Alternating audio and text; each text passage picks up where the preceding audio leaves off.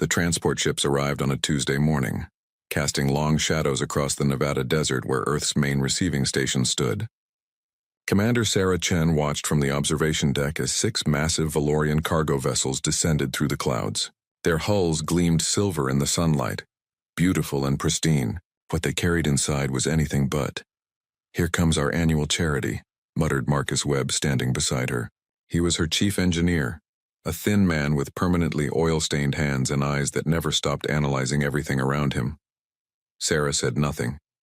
She just watched as the ships landed and their cargo doors opened. Robotic loaders began hauling out the contents. Twisted metal beams, cracked hull plating, burnt-out fusion cores that looked like they had been dead for decades, broken weapon arrays with their barrels melted, navigation computers with shattered screens. All of it was junk. All of it was trash from a dozen different alien species. Ambassador Thexnor materialized beside them. He was Valorian, tall and blue-skinned with 4 arms that moved in ways that always made Sarah uncomfortable. His translator device crackled as he spoke. "Humanity should be grateful," Thexnor said. His voice carried that particular tone of condescension that Sarah had learned to recognize over the past 15 years. "The Galactic Council has once again provided your species with technological aid appropriate to your current development level." Sarah turned to face him. "You mean garbage?" "I mean components," Thexnor corrected smoothly. "Decommissioned, yes, but functional enough for a species that only achieved faster than light travel 20 years ago. The Council is generous to share even this much." Marcus leaned forward. "This is from 6 different species. Kryn, Valorian, Talaxian, Photak, Drexel, and something I do not recognize." "Observant," Thexnor said. "When we decommission our warships, we salvage what has value and dispose of the rest. Earth receives the disposed materials. You should be able to build several adequate patrol craft from this shipment." "Several patrol craft," Sarah repeated. She looked back at the growing mountain of scrap metal outside. "From 6 advanced species worth of military surplus." "Precisely." Thexnor smiled, showing too many teeth. "In another century or 2, perhaps humanity will be ready for actual Council-grade equipment. Until then, make good use of what you have been given." He walked away, his forearms swinging in that unsettling rhythm. Sarah watched him go, her jaw tight. "I hate him," Marcus said quietly. "I know. No, I mean I really hate him. 5 years ago, when the colony on Titan was attacked by raiders, we called for help. The Valorian peacekeepers were 2 hours away. You know what they did?" Sarah knew. Everyone knew. They said it was not their jurisdiction.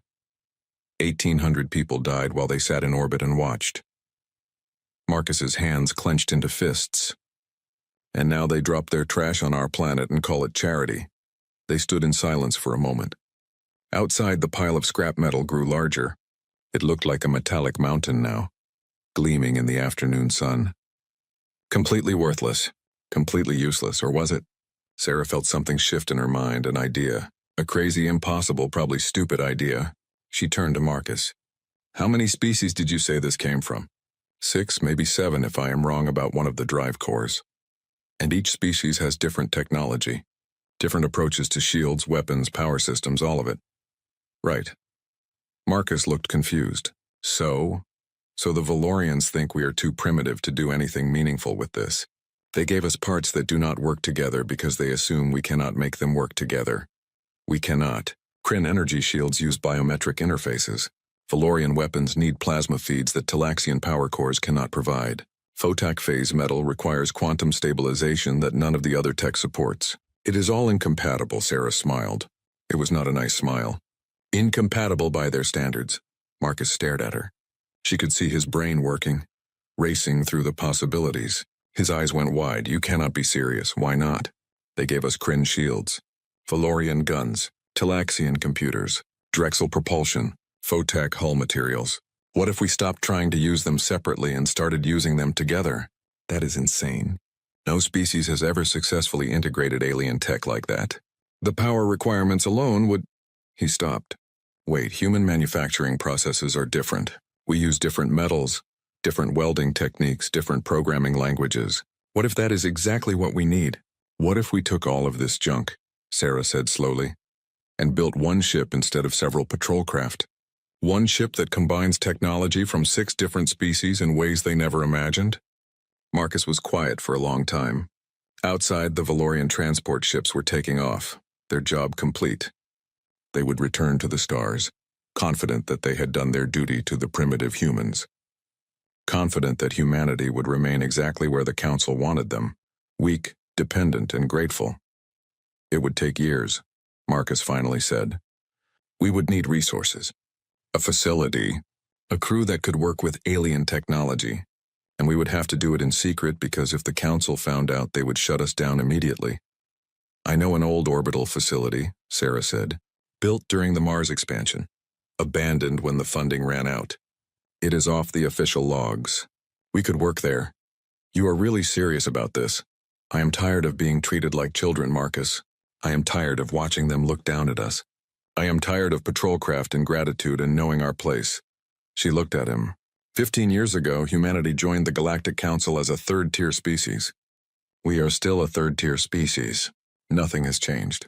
Nothing will change unless we force it to change. Marcus looked at the scrap pile. Then he looked at Sarah. Then he started to smile. It was the same kind of smile she had given him. Not nice, not safe, but full of possibilities. We would need a team, he said. Engineers who think outside the box. People who are not afraid to break rules. Probably some folks the Council has already dismissed as troublemakers. I know exactly who to recruit. And a name. If we are going to build the impossible, it needs a name. Sarah thought about it. She thought about humanity's history. About all the times they had been told something was impossible, and had done it anyway. About flying too close to the sun and doing it with a smile. Icarus Rising, she said. Marcus laughed. The aliens will not get the reference. That is exactly why it is perfect. They stood together, looking at the mountain of scrap metal that was supposed to keep humanity in its place. But Sarah did not see trash anymore. She saw components. She saw possibility. She saw the beginning of something that would make the Galactic Council regret their condescension. They had given humanity scrap metal and expected gratitude. They were going to get a revolution instead. The abandoned orbital facility hung in space like a forgotten dream. Station Prometheus had been built 20 years ago during humanity's ambitious push to colonize Mars. The funding had dried up halfway through construction. Now it floated in a dead orbit between Earth and the Moon. Too expensive to finish and too massive to decommission. Its existence had been quietly removed from official records, which made it perfect. Sarah stood in what would have been the main engineering bay, watching as the first shipment of scrap arrived. The space was enormous, big enough to hold 3 cruise ships side by side. The walls were bare metal. The air recyclers coughed and wheezed, and half the lights did not work. It was home. First load is here, Marcus announced, floating through the zero gravity with natural ease. Behind him came 6 containers, each the size of a bus, guided by magnetic tethers. I started with the most promising pieces. Kryn shield generators, Valorian weapon arrays, and something interesting I found in the pile. Interesting how? See for yourself. They opened the 3rd container together. Inside, nestled in protective foam, was a sheet of metal that seemed to shift colors in the light. One moment it was silver. The next it was deep blue. Then it was almost translucent. Photak phase metal, Marcus said reverently. The Photak use it for decorative purposes.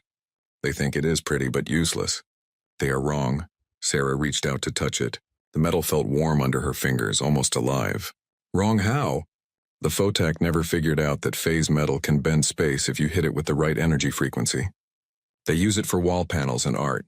We could use it for hull plating that makes us partially intangible. You can do that? I think so, maybe. Probably I need to run about 1,000 tests first. Marcus grinned. But yes, I think we can make it work. Over the next 3 months, the team grew. Sarah recruited carefully. She wanted engineers who had been dismissed by the Council as too radical, too unconventional, too human. She wanted people who looked at rules and saw suggestions. She wanted troublemakers. She got them. Jin Park arrived first. She had been fired from 3 different Council research positions for unauthorized experimentation. She took one look at the Kryn biointerface shield technology and laughed. They said this was impossible for non-Kryn species to use. They were right. But they never tried using a neural bridge instead of a direct connection. Next came Dmitry Volkov, a weapons specialist who had been banned from Council facilities for dangerous innovations. He examined the Valorian plasma cannons with the care of an artist studying a masterpiece. These are designed to fire in 3-second bursts to prevent overheating. What if we do not care about overheating? What if we use them until they burn out, then swap in fresh ones? That is wasteful, Sarah said. That is human, Dmitri replied. The aliens build for efficiency and longevity. We build for results. There is a difference. The team assembled 20 engineers, 30 technicians, a dozen programmers who specialized in making incompatible systems talk to each other. They came from Earth's slums and Mars's failed colonies. They came from stations that had been abandoned and ships that had been scrapped. They were humanity's outcasts and they were perfect. The real work began. Problem, Jin announced during the 3rd week. The Kryn shields need a biometric interface. The Valorian weapons need plasma conduits that the Talaxian power cores cannot support. And nothing in this pile can provide the quantum stabilization needed for the phase metal. So we improvise, Marcus said. He had been awake for 36 hours straight, living on coffee and determination. Human neural interfaces are different from Kryn biology. Let us use that. We design a bridge system that translates human brain patterns into something the Kryn tech can understand. That has never been done. Correct. It has never been done by Kryn engineers. We are not Kryn. They worked in shifts around the clock. The station's corridors echoed with the sounds of welding torches and argument. Languages mixed together. Earth English blended with Mandarin, blended with Russian, blended with Arabic. The team came from everywhere, and they brought their different perspectives with them. Look at this, Dmitri called out one morning. He had the Valorian weapons laid out on a table, their internal components exposed. The plasma feeds are designed for steady flow.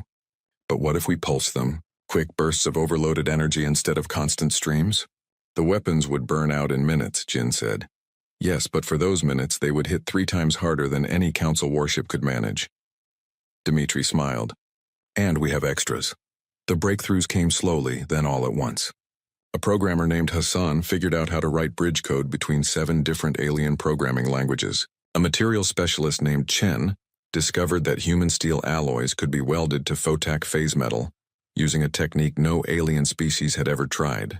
A power systems engineer named Rodriguez found a way to overclock the fusion reactors far beyond their rated capacity.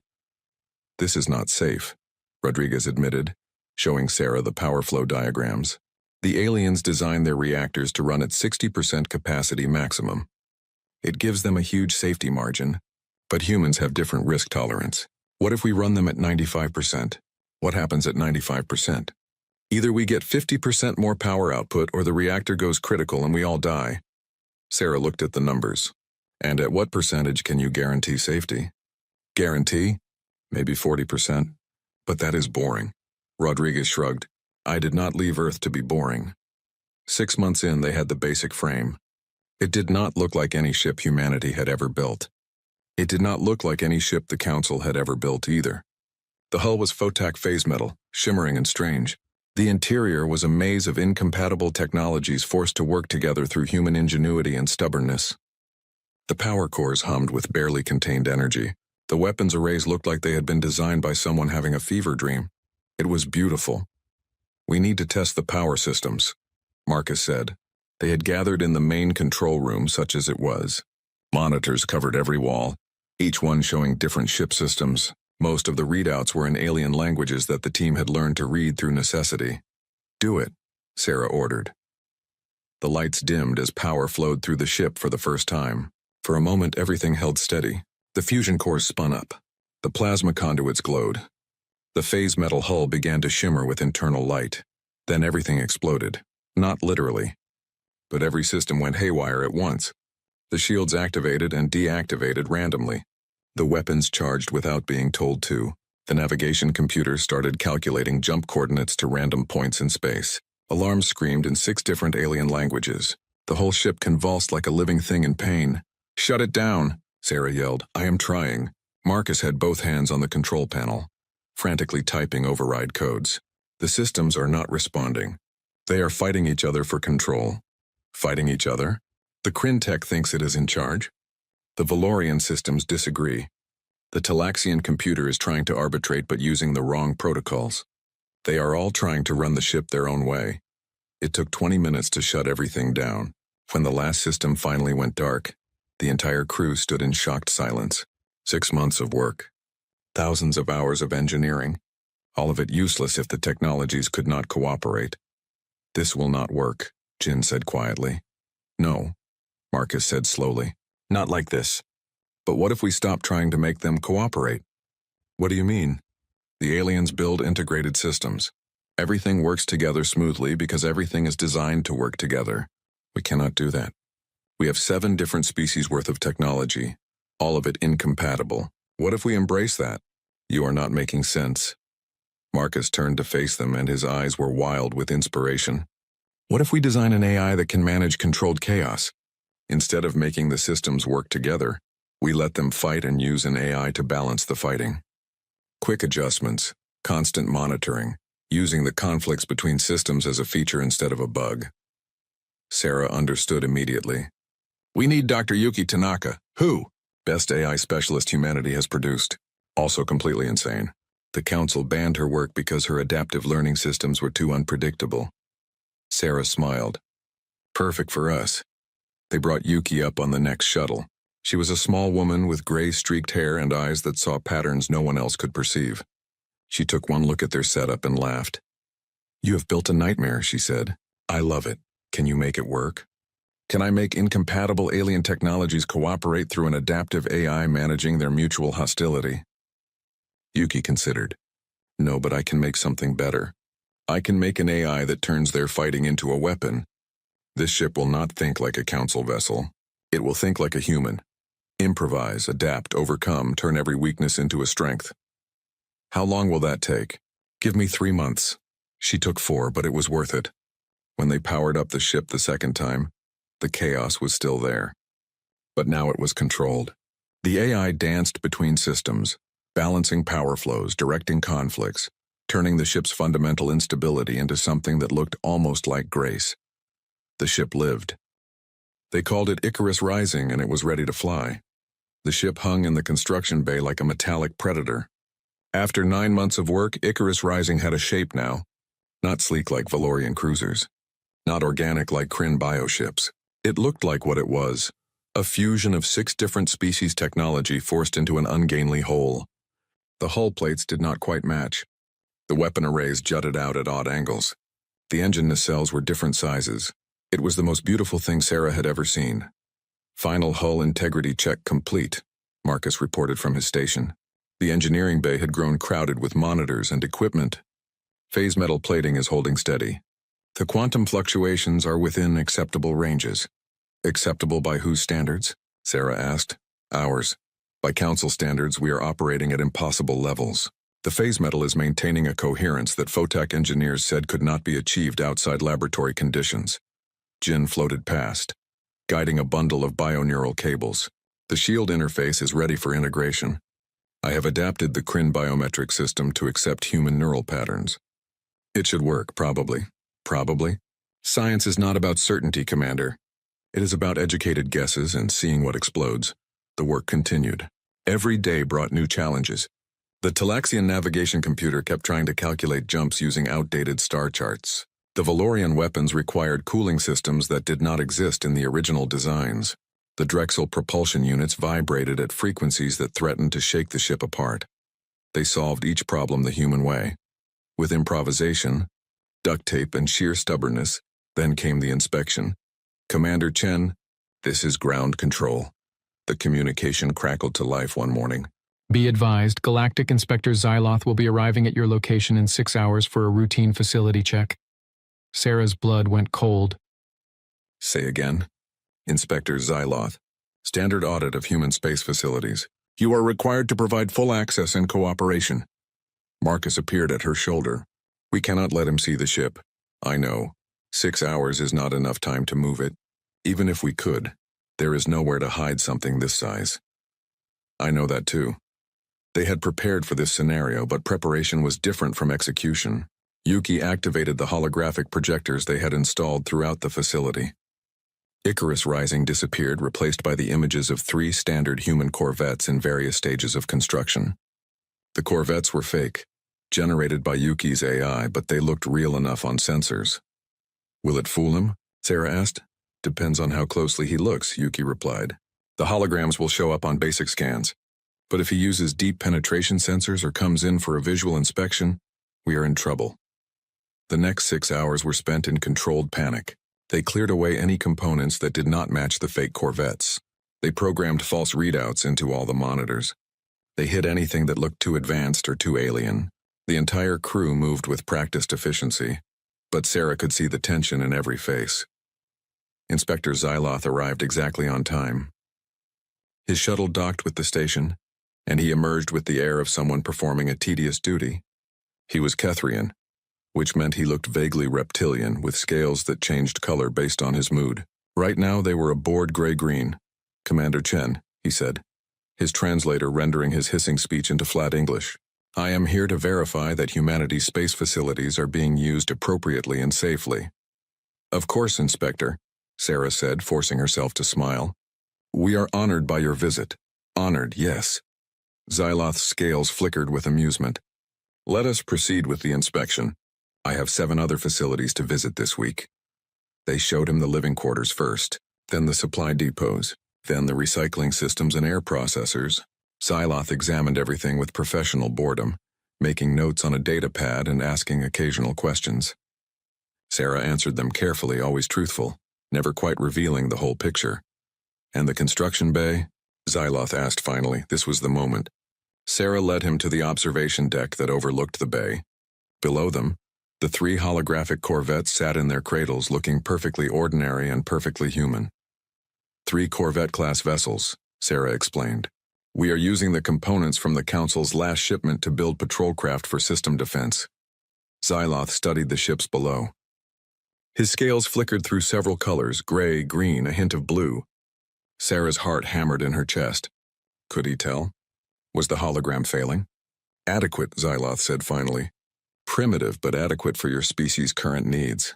The Council will be pleased that you are making appropriate use of the provided materials." Sarah allowed herself to breathe. Then Xyloth turned to her, and his scales flashed orange. "However, I am detecting some unusual energy signatures. Power fluctuations that seem excessive for standard Corvette construction. Would you care to explain?" Marcus stepped forward smoothly. Yes. We have been experimenting with overclocking our fusion reactors, trying to squeeze a bit more efficiency out of them." "Overclocking?" Xyloth's scales deepened to orange-red. "That is dangerous. Council safety protocols specifically prohibit such practices. With respect, Inspector, we are human. We have different safety tolerances than Council species. Different tolerances or different regard for safety." This was going wrong. Sarah could see it spiraling out of control. She needed to change the subject, redirect his attention, anything to keep him from looking too closely. "Inspector," she said quickly, "I have heard that Kethrians have an appreciation for fine liquors. We recently received a shipment of Earth whiskey. Rare stuff aged for 50 years. Would you care to try some?" Xyloth's scales shifted, considering. The orange faded back to green. That would be acceptable. For diplomatic purposes. They retired to Sarah's office. She poured the whiskey, it really was 50 years old, saved for special occasions, and watched as Xyloth took a cautious sip.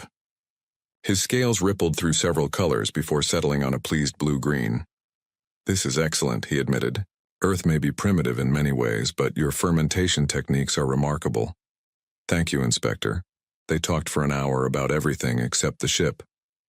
Sarah played the role of the humble human commander, grateful for Council guidance, eager to learn from superior species. She hated every moment of it, but she smiled and nodded and poured more whiskey.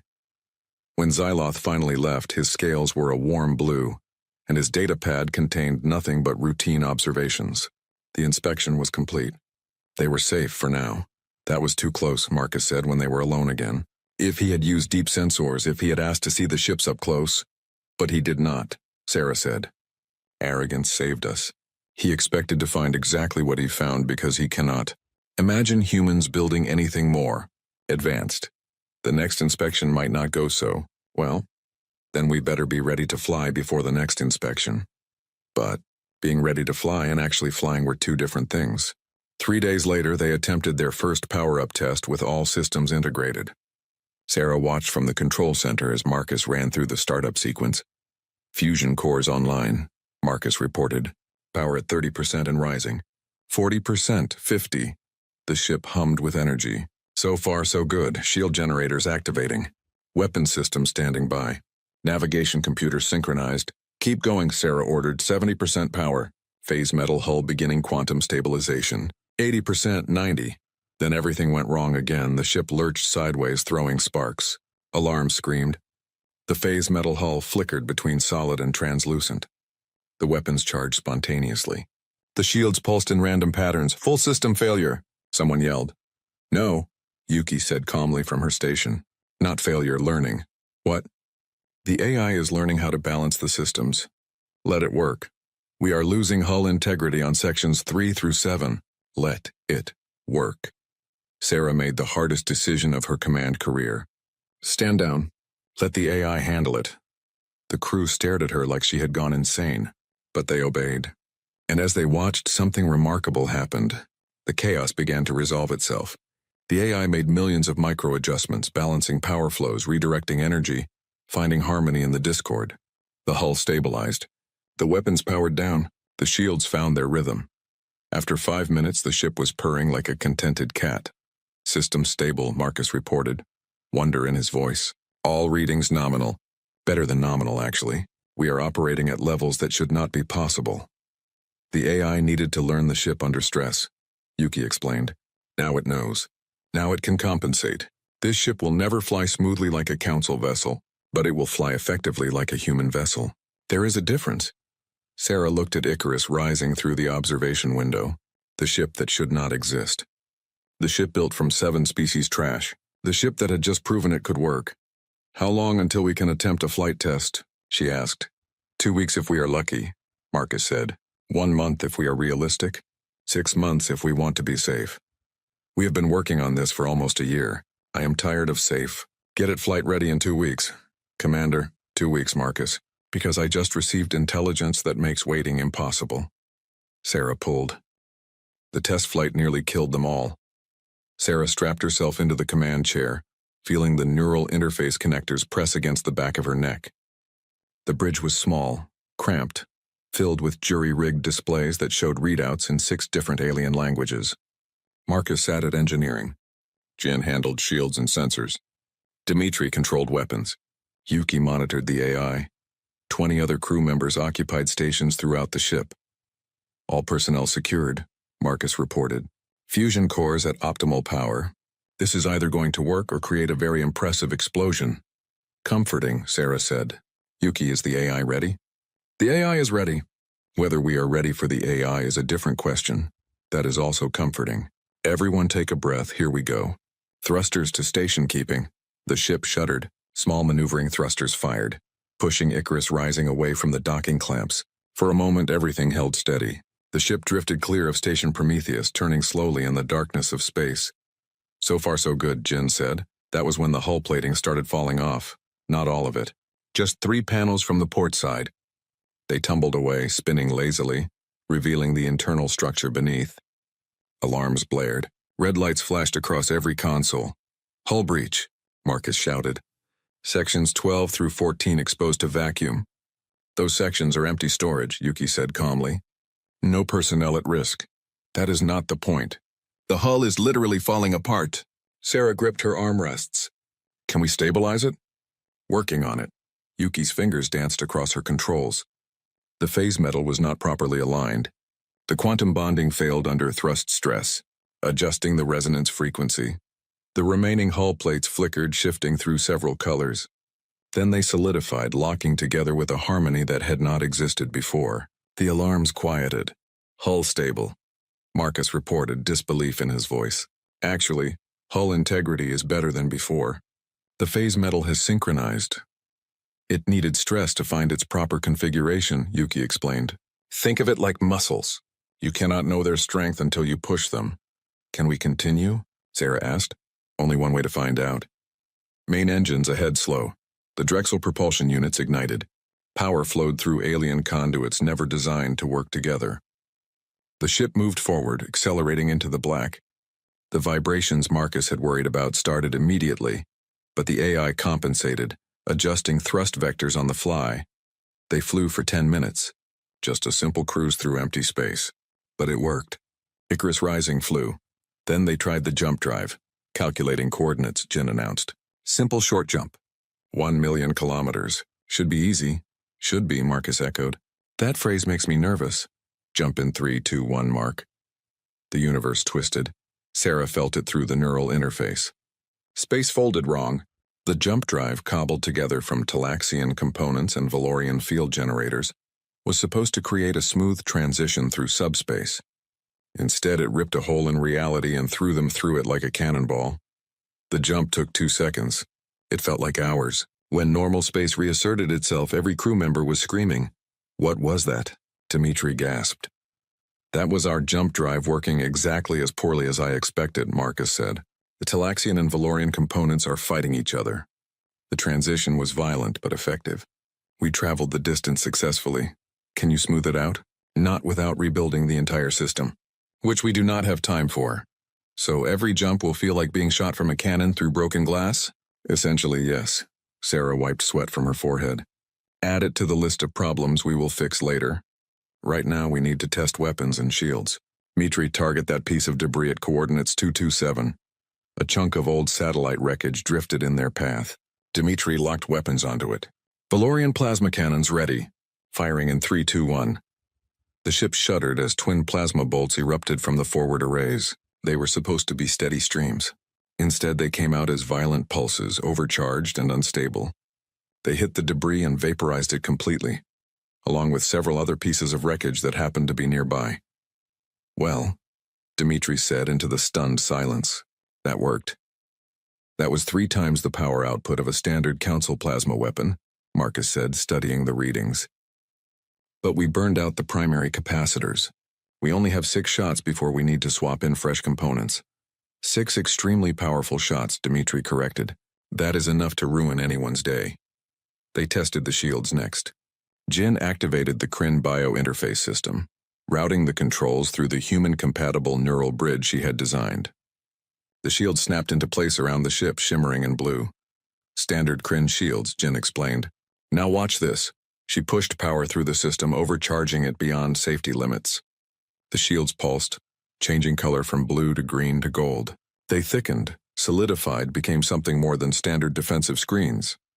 Adaptive shielding, Jin said with satisfaction. The AI is modulating the frequency in real time. We can shift our defensive spectrum to counter whatever is shooting at us. 1 second we are strong against plasma, the next against kinetic weapons, the next against particle beams. No council ship can do that, because it is incredibly dangerous, Marcus pointed out.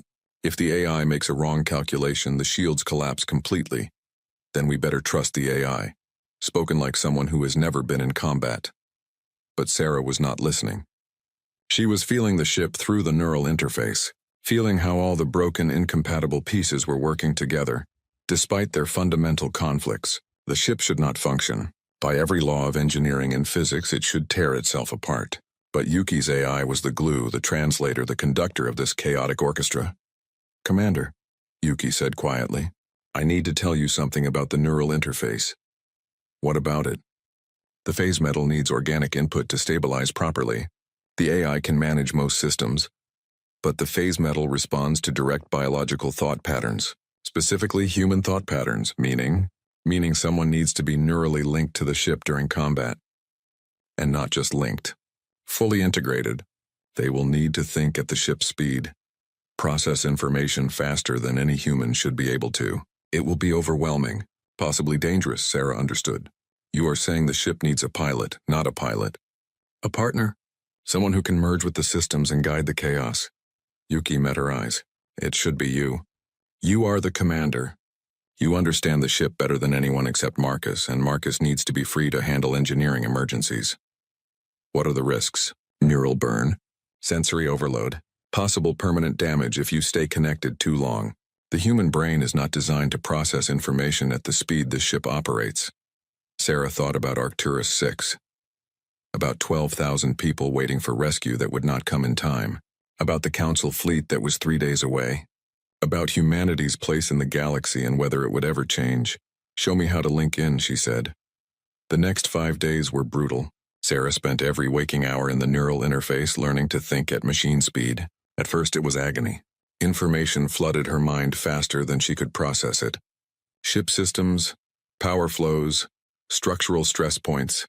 Everything at once in a cascade that threatened to drown her consciousness. But humans adapt. That is what they do. That is what makes them dangerous. By the third day, she could manage basic functions without thinking. By the fifth day, she and the ship were moving as one. She thought about shields, and they adjusted. She considered weapons, and they charged. She wondered about propulsion, and the engines responded before she finished the thought.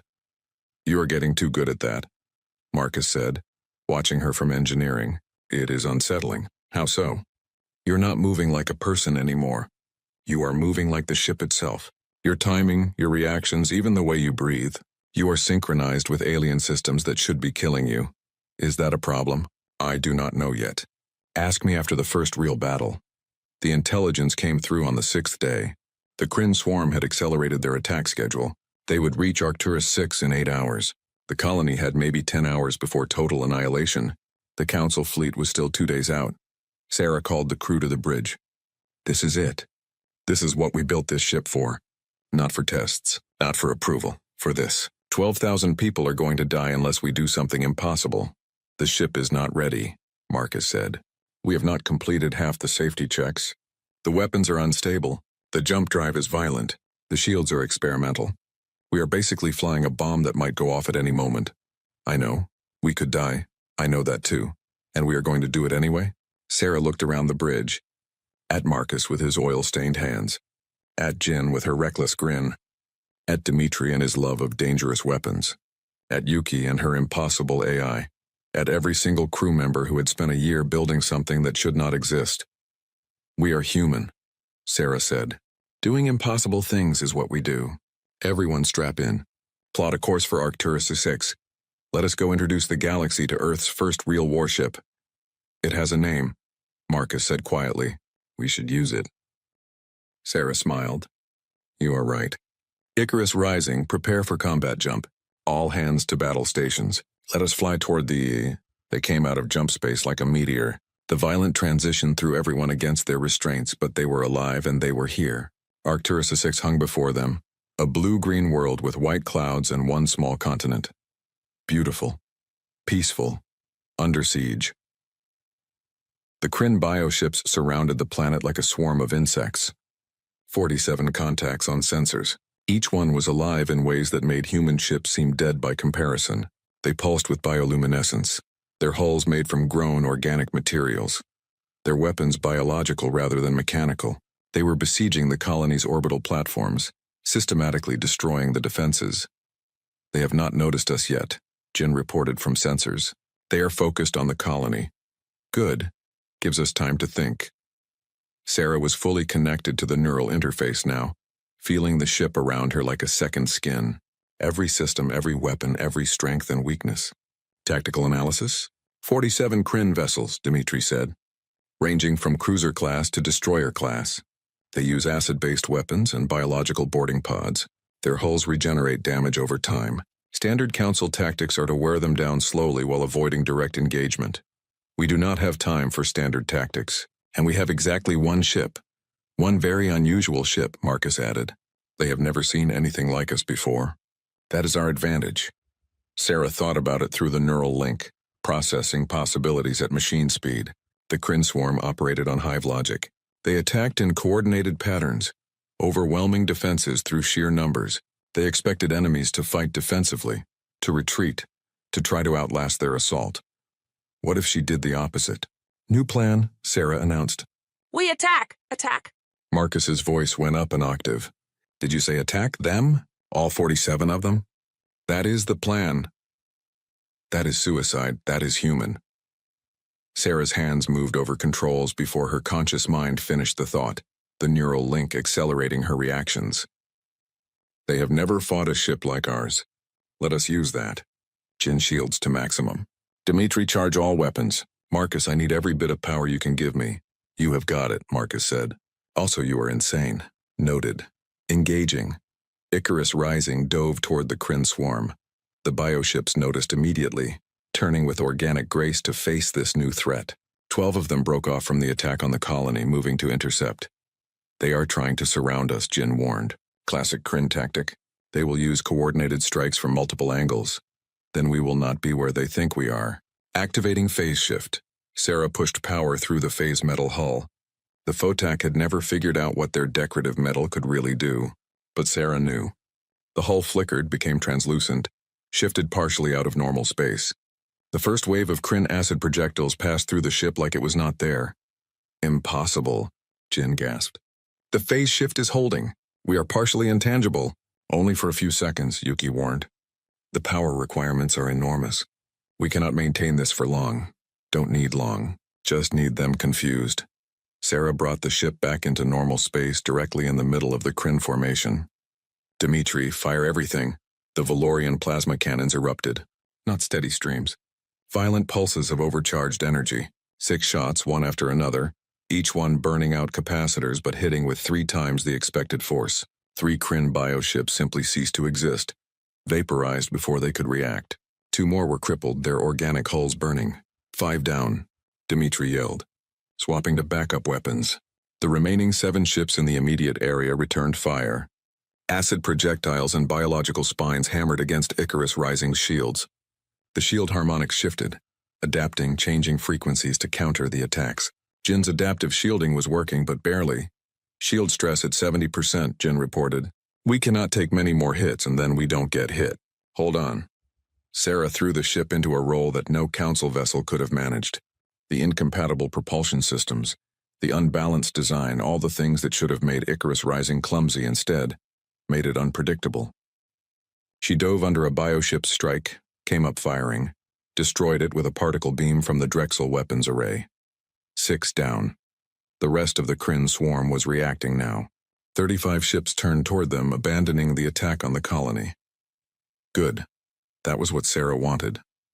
Keep their attention. Keep them focused on the weird human ship instead of the defenseless colonists. They are forming up, Jin said. Coordinated assault pattern. They are going to hit us from all sides at once. Marcus, can we do another phase shift? Not yet. The capacitors need another 30 seconds to recharge. We do not have 30 seconds. Then you better think of something else. Sarah's mind raced, processing tactical data through the neural link faster than any human should be able to think. The Kryn ships were moving into position. In 10 seconds, they would fire. In 15 seconds, Icarus Rising would be torn apart by concentrated weapons fire from dozens of directions at once. Unless, Yuki, the jump drive, the violent transition. Can we do a micro jump? What? No. The calculations alone would take minutes. The AI can calculate faster. Can we jump a short distance? 1 kilometer? That is insane. Micro jumps are unstable. We could end up inside a planet or scattered across 10 light years. Can you do it? Yuki's fingers flew across her console. The AI says maybe, possibly, probably not, but we might survive. Good enough. Calculating jump point now. Sarah fed the coordinates directly through the neural link. 1 kilometer toward the planet right behind the main Kryn formation.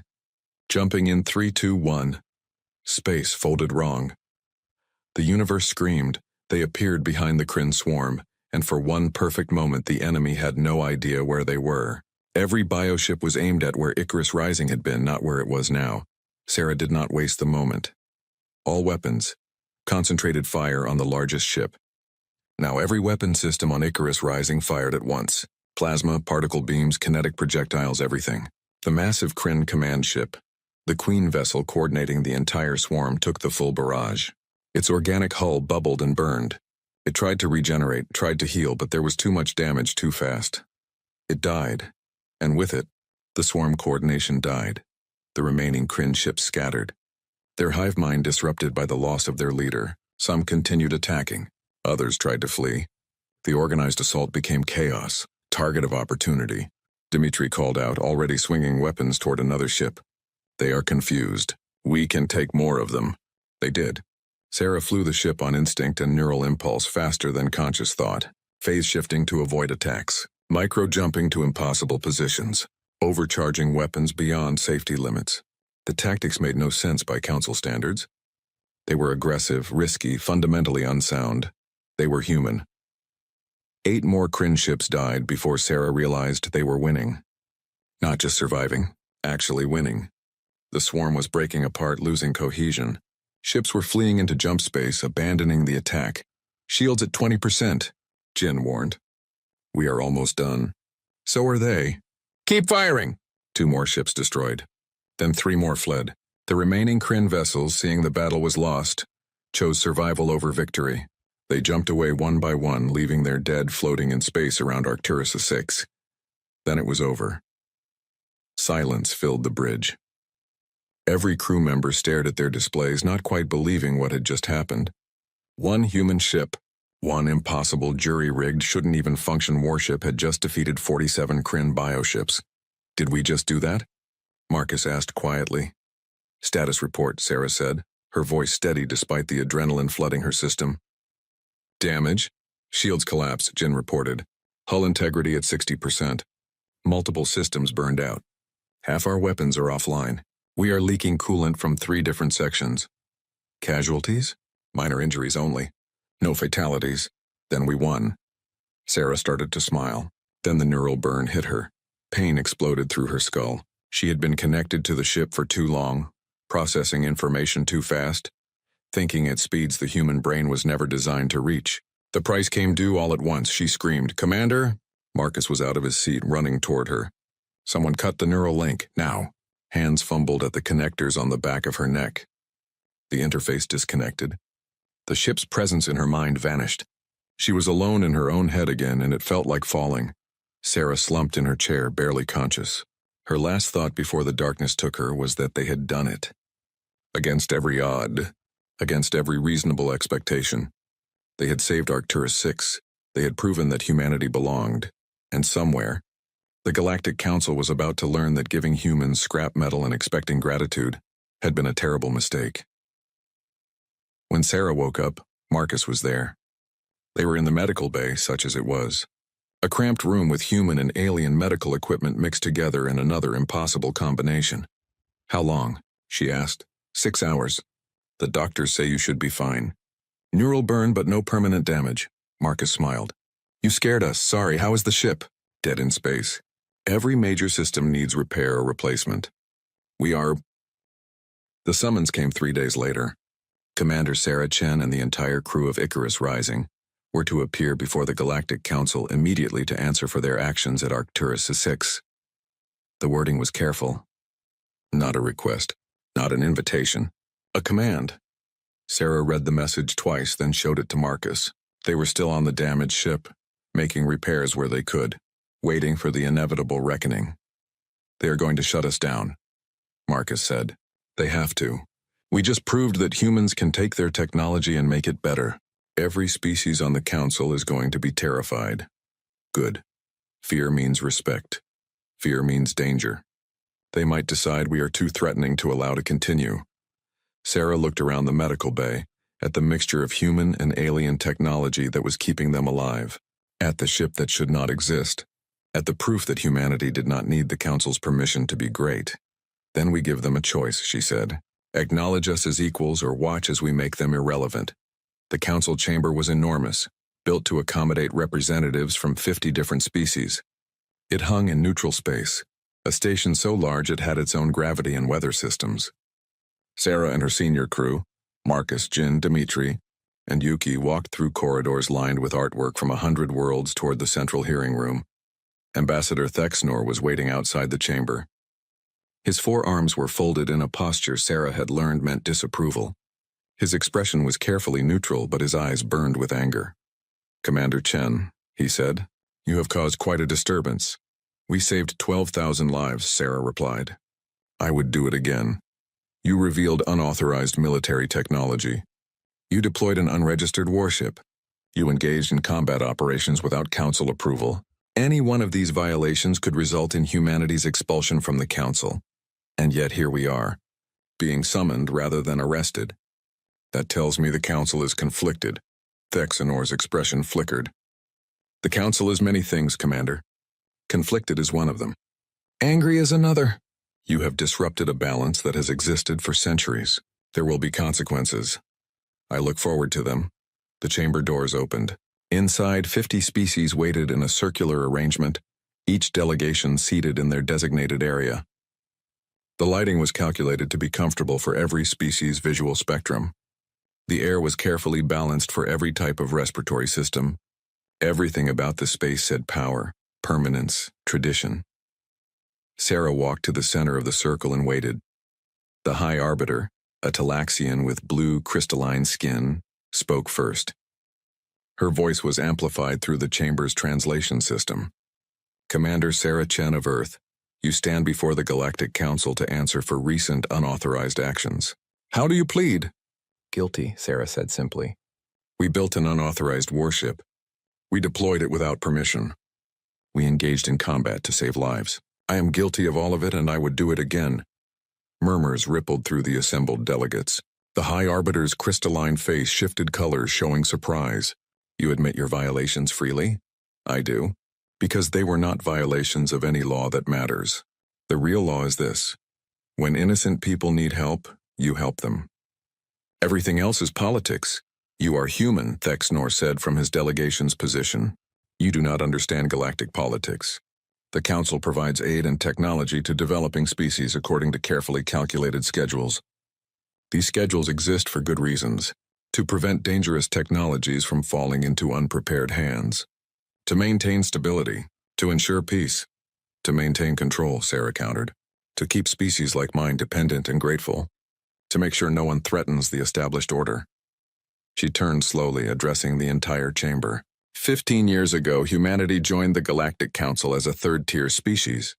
We are still a third-tier species. Nothing has changed. We are given scraps and told to be thankful. When we need help, we are told it is not your jurisdiction. But when we prove we can help ourselves, suddenly there are rules we violated. You endangered yourselves, a Kethrian delegate said. The technology you deployed was unstable, dangerous, untested. It saved 12,000 lives, Marcus spoke up. That is pretty good testing. You built a weapon from components of 6 different species, another delegate said. This one was photac, shimmering and translucent. No species has successfully integrated multiple alien technologies at that level. It should have been impossible. Should have been, Yuki agreed, by your engineering standards. But human engineering is different. We do not wait for permission. We do not follow the rules that say things are impossible. We improvise, we adapt, we overcome. You took photac phase metal, the photac delegate continued, and used it in ways we never imagined. You discovered capabilities in our own technology that we did not know existed. That is because you used it for decoration, Jin said. You saw pretty metal and never looked deeper. We saw potential and asked what if. That is the difference between species that follow rules and species that make new ones. The High Arbiter raised one crystalline hand for silence. The question before this council is not whether humans are clever. We acknowledge your resourcefulness.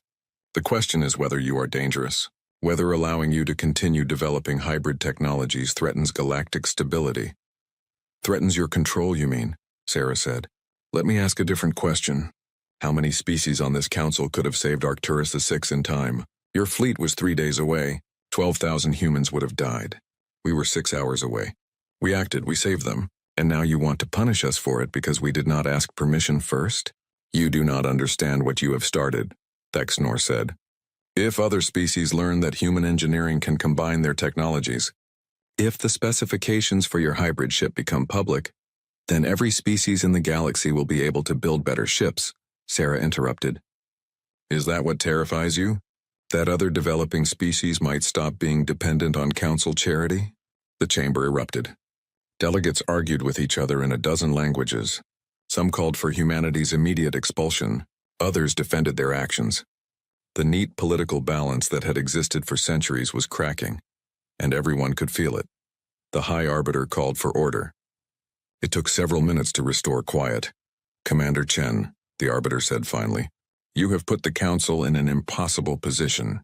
We cannot allow unregulated military development. But we also cannot ignore that your actions saved lives when Council forces were too distant to help. We require time to deliberate. This hearing is recessed. No, Sarah said. The chamber went silent. Delegates stared at her. The High Arbiter's crystalline face shifted to a dark, dangerous purple. What did you say? I said no. No more deliberations. No more committees. No more waiting for the Council to decide what humanity deserves. Sarah pulled a data chip from her pocket and held it up. This contains complete specifications for Icarus Rising. Every system, every integration technique, Every innovation we developed. I am going to do something with this chip in the next 10 minutes. What I do depends on you. Is that a threat? Thexnor demanded. It is a choice. Option 1. The Council acknowledges humanity as a second-tier species with full shipbuilding rights, equal technology access, and a vote in Council matters. In exchange, we share our integration techniques with all Council species through proper channels. And Option 2. I release these specifications publicly. Right now, every species in the galaxy, Council members and non-members alike, gets access to hybrid ship technology. The developing species you have been keeping dependent suddenly have the ability to build warships that rival your fleets. The entire power structure of galactic civilization changes overnight. The chamber exploded again. Delegates were on their feet, shouting. Threats and counteroffers filled the air. The High Arbiter called for order, but no one was listening. Then the Photak delegate stood. The entire Photak delegation stood. Their translucent forms shimmered with decision. Enough, the Photak delegate said, his voice cutting through the chaos. We have heard enough.